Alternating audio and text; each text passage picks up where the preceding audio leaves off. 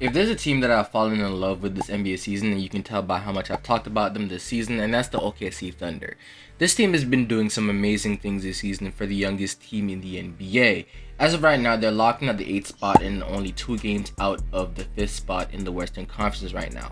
And for a team like the OKC Thunder to be as young as they are, to have this many draft picks, and to already be this far in their development and be this competitive in the Western Conference is absolutely insane. But the OKC Thunder making the playoffs not only locks Shea in as probably an All-NBA first team candidate, but you really have to take a look at this roster and realize just how good they can be next season. Because you look at the overall continuity of this roster and you look at Jalen Williams, who in this second half of the season has been absolutely incredible. You look at Josh Giddey, whose scoring and efficiency across the board has exploded this season. You look at Shea, that became a bona fide superstar. And you look at guys like Isaiah Joe, who are specialists that this team exactly needs.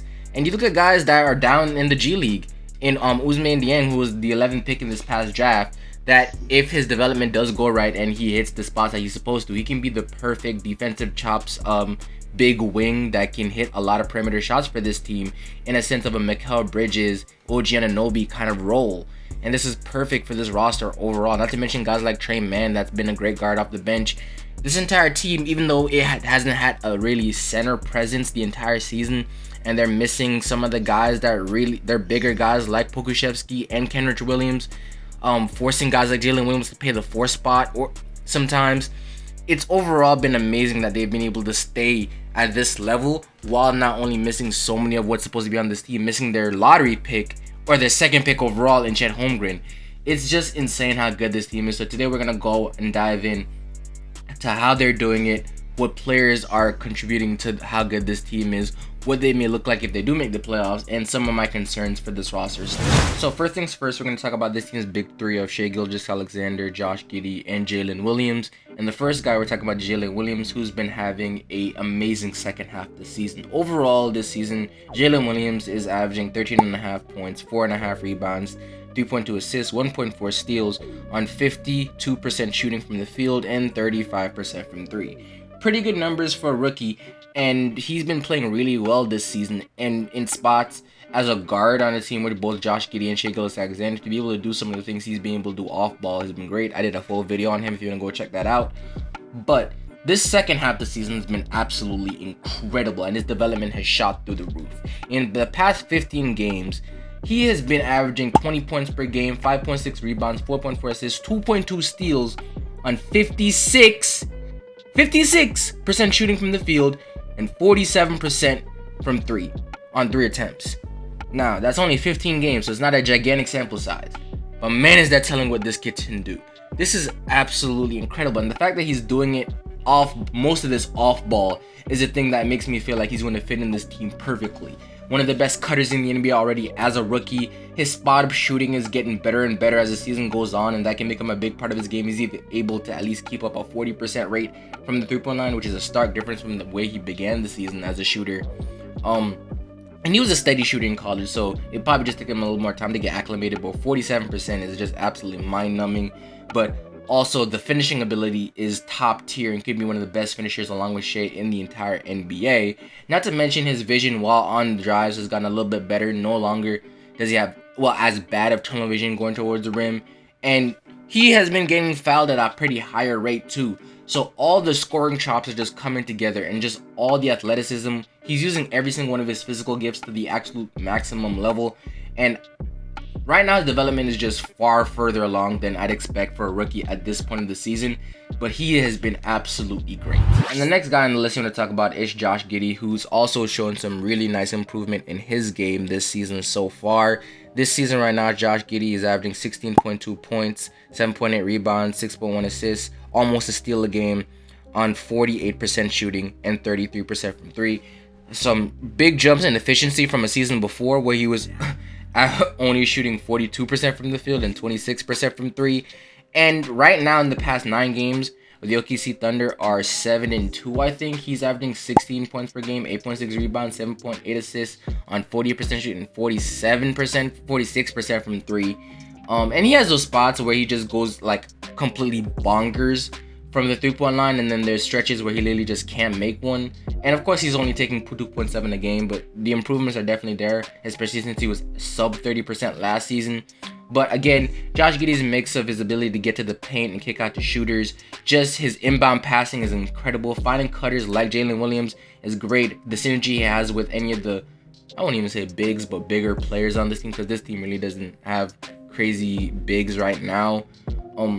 But overall, he has just been great for this team in the sense of being that stable point guard role, of being able to dish to guys and get them involved, and balance his own scoring with that, along with being a lot more efficient than he was a year ago, using his body and his size at that guard spot at 6'9", and pretty much living up to the 6'9" Steve Nash moniker that he's gotten so early on in his career. And then you have Gillis Alexander, who had a 40-point game against the Phoenix Suns last night.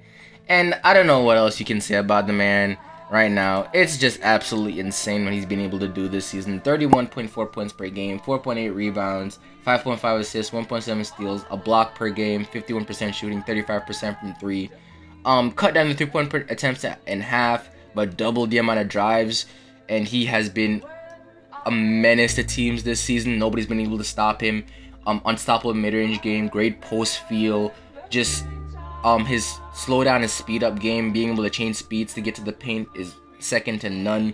I think only maybe Luka is almost just as good as him at doing that. On the defensive end, using that long wingspan, he is finally living up to that defensive potential. I think he'll be the first guard to average like 1.5 steals and a block per game since D Wade or Jordan. I don't think any other shooting guard has been able to do that. But right now, the defensive and offensive potential for this man is insane, to where he can be All-NBA first team and All-NBA defensive first team too. So dragging the youngest, well, not dragging, but being the main pulling force for the youngest team in the NBA to make the NBA playoffs this early. Shai is just living up to all the hype that OKC fans have been giving him, and people are finally seeing just how good he is. But again, a team this young, you don't get by without having some pretty good role players on this roster. And I'm looking at guys like Luke Kingsdorf, Kendrick Williams, Pokusevski, Isaiah Joe, Jalen Williams, Trey Mann, the potential of a guy like Ousmane Dieng. But Luke Kingsdorf is a guy that you can probably look to be in trade talks this coming summer if OKC wants to move up in the draft or something. As of right now, always been a great defender. And can be very useful to a championship level team right now, but it's just his efficiency really isn't on the best side of great for a team that probably will need some consistent 3-point shooting in the next couple years. I do think Luke Kingsdorf, he's only 23 years old, so his development could probably come along a lot faster, so maybe I'm giving up a little bit too early, but he's been pretty good this season for them. You have a guy like Kendrick Williams that went down this season, but he also was another guy for this team that was playing a lot bigger than he was, sometimes even playing that 4 or 5 spot for this team, because they really don't have bigs on this roster, or the bigs they have not been healthy, giving this team some solid shooting. You have Pokusevski, one of the most skilled, bigger players in the NBA that didn't even see any G League time this year, but got injured pretty early on. And he was giving this team some nice run. 9 points per game, 5 rebounds. Again, one of the team's only bigger players. And his efficiency was getting a lot better. Who knows how good he could have been going on for the rest of the season if he didn't go down. But you have guys like Isaiah Joe, who is really one of the only specialists on this roster. You don't really find a lot of guys on this OKC team that's really only good at one thing. They do a good job of finding a bunch of skill guys. But Isaiah Joe can just shoot the cover off that damn ball. And he does just a good job of playing within his role. Trey Mann is another guy that I was hoping his efficiency would take a bigger jump than it did this season. He's still not the most efficient guy, but again, I've always said that young player growth isn't linear, so I think you give him a little more time. He's only 21 years old, and he shows a lot of chops of a guy that could develop into somebody that could be a really good scorer in this league. He reminds me a little bit of Anthony Simons, in the sense of their really herky-jerky movement, underrated athleticism, and horrible shot selection.